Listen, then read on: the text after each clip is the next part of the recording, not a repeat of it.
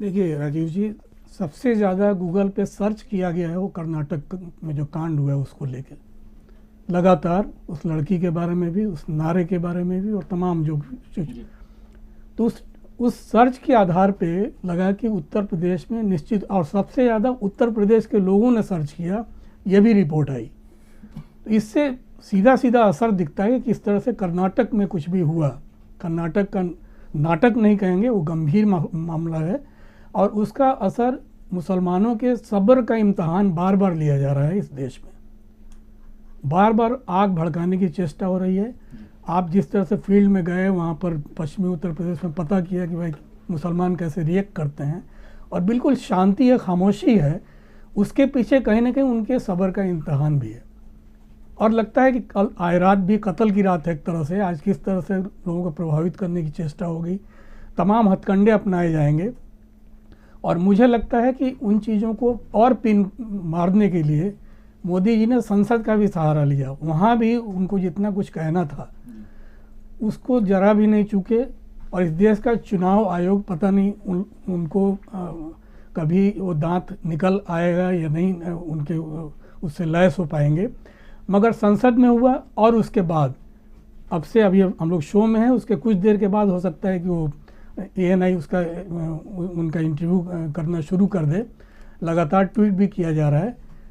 एक सरकारी एजेंसी को आपने ख़त्म कर दिया एक तरह से, PTI जिसका नाम था, और ANI को पिछले 7 साल में जितना ग्रो किया गया है और किस तरह से सत्ता के सहारे वो सब ग्रो किया गया है, ये सब लोग जानना है। तमाम हमारे जो वरिष्ठ पत्रकार लोग हैं उन्हें ही पता होगा कि ANI का रिकॉर्ड कैसे स्मिता प्रकाश ने अपना सेंसेक्स बढ़ाया है।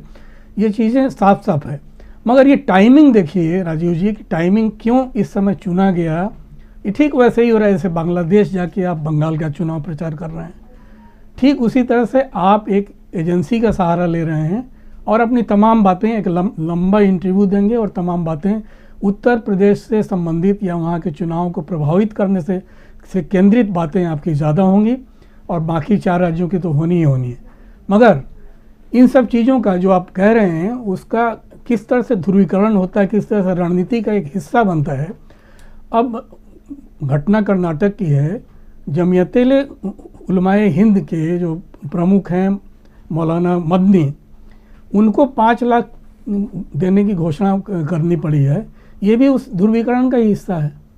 उन्होंने जिस तरह से आज ऐलान किया, वो शख्स कभी दंगा होता है, उस दंगा वाले क्षेत्र में जो मुसलमान प्रभावित होते हैं, कभी मुझे नहीं लगता है कि उन्होंने ऐलान किया हो कि हम जो दंगा प्रभावित हुए हैं हमारे कौम के लोग, उनको हम 1 लाख देंगे, 2,000 देंगे, 5,000 देंगे, सहयोग करेंगे।